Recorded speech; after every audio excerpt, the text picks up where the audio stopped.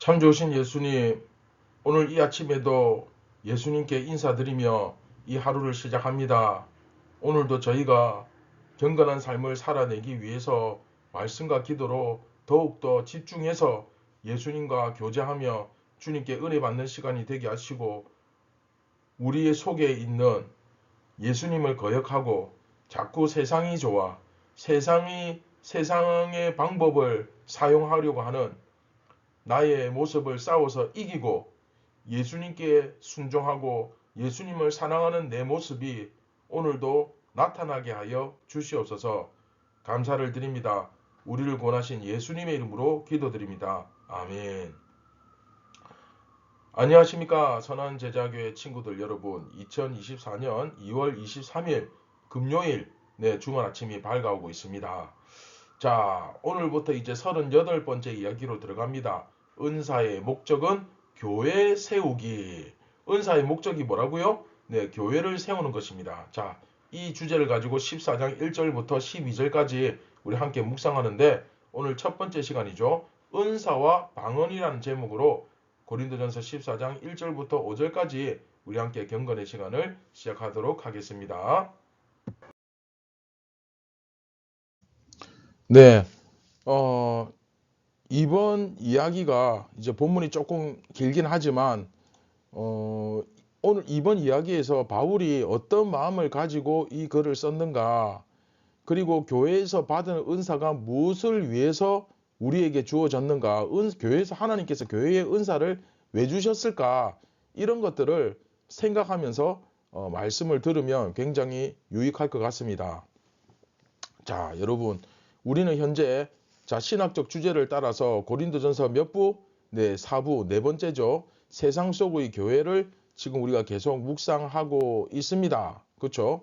그래서 교회가 이 세상에서 어떤 모습으로 보여질 것인가, 어떤 모습으로 예배를 드리고 어떤 모습으로 보여야 되는가, 그렇죠? 그것을 가르치고, 그리고 4부에서 제일 중요한 13장 우리가 했죠. 사랑장, 그렇죠? 사랑으로 서로를 받아들이고 서로를 참아주고 인내하는 그 모습으로서 교회가 하나 되어야 한다. 그 이야기를 했습니다. 그렇죠?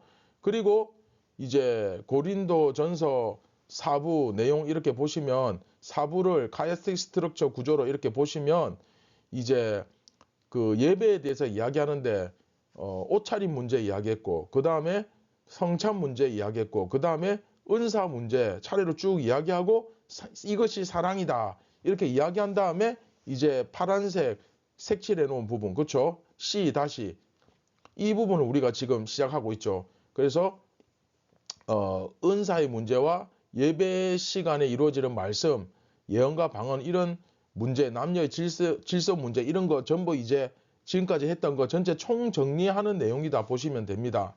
그래서 그러면 이제 은사가 도대체 왜 필요하냐 했을 때, 이제 제일 중요한 것은 교회를 세우는 것, 이게 이제 핵심이죠. 그래서 모든 문제는 이 교회를 세우는 것, 이것이 핵심이 된다. 이것을 여러분들이 기억하셨으면 좋겠습니다.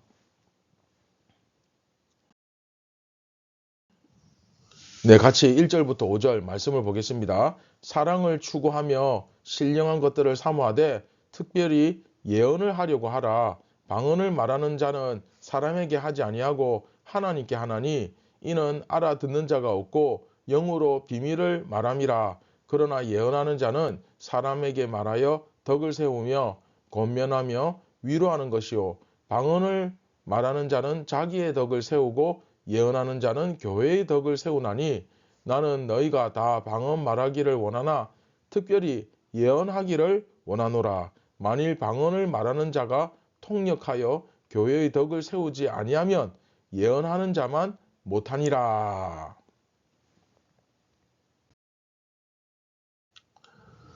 자, 시작하면서 사랑을 추구하며 이렇게 이야기하죠. 이건 뭐겠습니까? 앞에 13장 내용이죠. 그렇죠?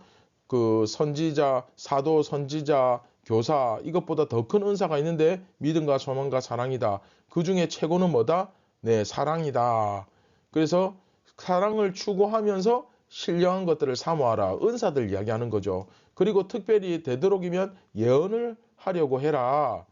자, 여기서 이제 방언과 예언을 대조를 하는데 비교를 하는데 자, 예언은 너 내일 아침에 가다가 넘어져서 코가 깨질 것이다.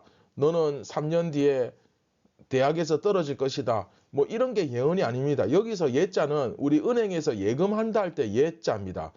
그 저축한다, 저장한다, 받아들인다. 그렇죠? 그래서 그 예언 이렇게 하면 하나님의 말씀을 저축해서 하나님의 말씀을 받아들여서 하나님의 말씀을 받아서 이렇게 전한다. 그런 뜻이거든요.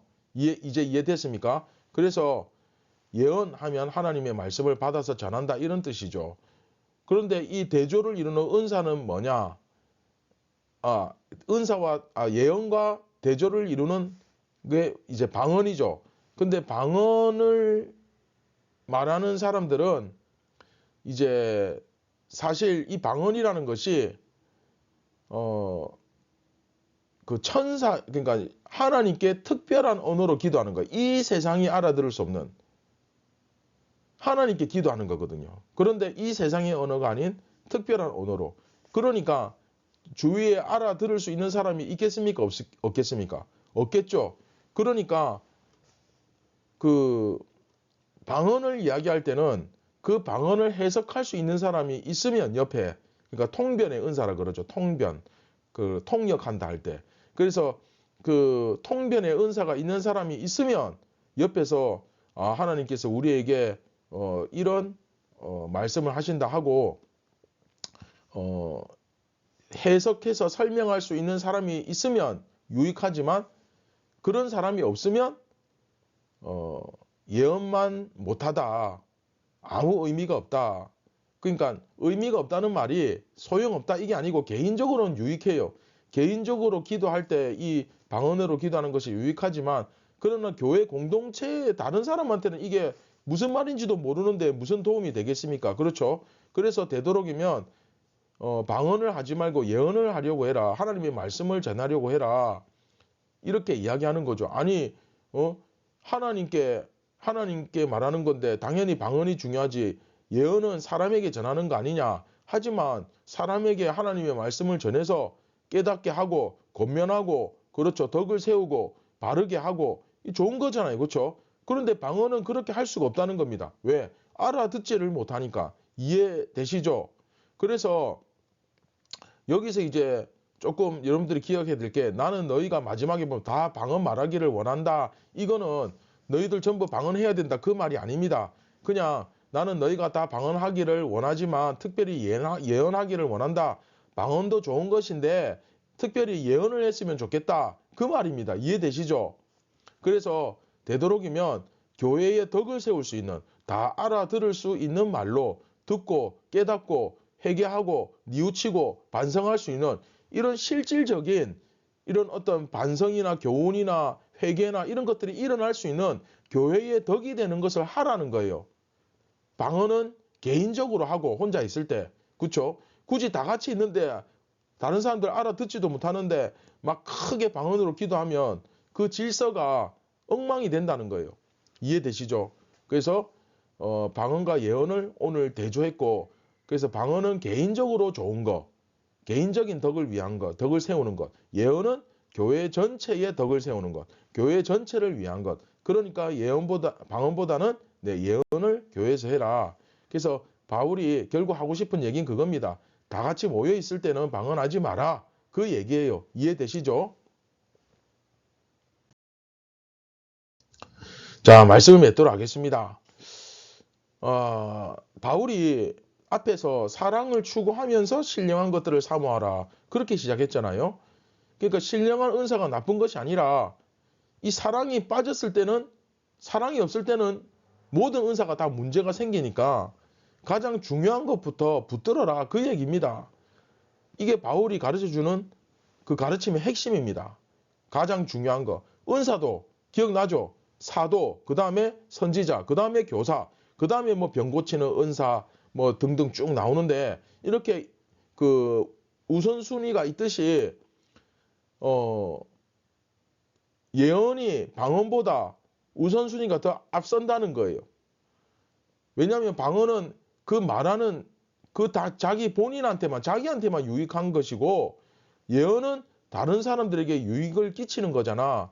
그래서 예언을 강조하는 겁니다. 딴 거 없습니다. 교회에 더 유익하니까. 이제 이유 아시겠죠?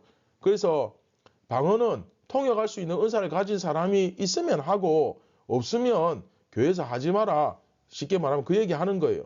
우리가 함께, 그러니까 사실은 방언을 하나님께서 주시는 것도 내 개인의 유익을 위해서만이 아니라, 내가 결국 그 방언을 통해서 기도가 깊어지고 신앙이 자라고 하면, 결국 내가 신앙이 자라면 누가 신앙이 자라는 겁니까? 교회 전체에 영향을 끼치잖아요. 내 몸이 자라가는 거잖아요. 그런 의미로 여러분들이 이해를 해야 됩니다. 그러니까 중요한 건 교회입니다. 교회. 그렇죠? 방언이 중요하냐, 예언이 중요하냐, 어떤 은사가 대단하냐, 이런 식의 말장난이나 어떤 싸움은 할 필요가 없어요.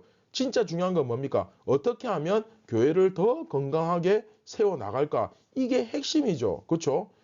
그 예수님의 몸된 교회, 그 예수님이 바로 핵심이고 예수님이 우리 삶의 중심입니다. 할렐루야.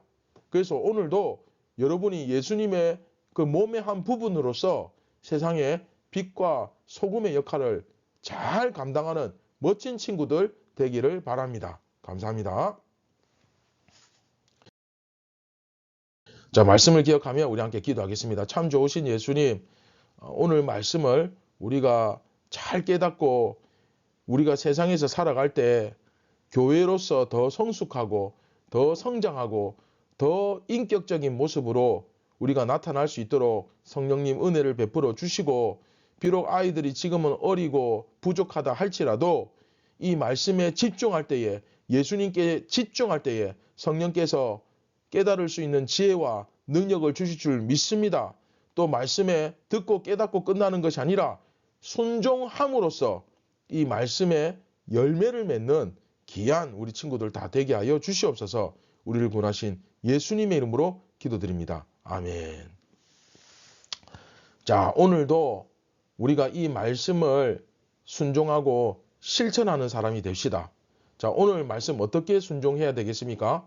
자, 교회를 세우는 것이 중요하다 그랬죠. 그렇다면 우리가 한 번 더 서로를 위해서, 몸은 떨어져 있어도 서로를 위해서, 교회를 위해서 기도하고, 그리고 어떻게 하면 자꾸 내 주장, 내 고집만 내세우는 것이 아니라 함께 더 잘 될 수 있는 그런 교회가 될 수 있을까 고민하고, 그런 것들을 함께 주일날 교회에 와서 나눈다면 훨씬 더 즐겁고 풍성한 모임이 될 것입니다. 오늘 하루도 세상으로 살지 말고 교회로 살기를 바랍니다. 감사합니다.